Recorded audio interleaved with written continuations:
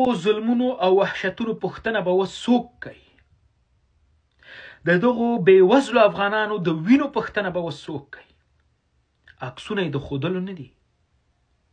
د غیږ ماشومان، د شیدو ماشومان پکې شهیدان شوي دي.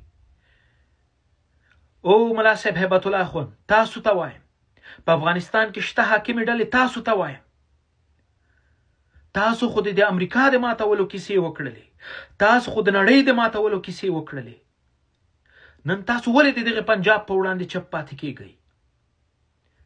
دا د هرې هغې خبرې ثبوت دی چې زه تاسو ته وایم د تاسو پلرنی ټاټوبی پاکستان ده. ځکه په مقابل کې چپ پاتې کیږئ.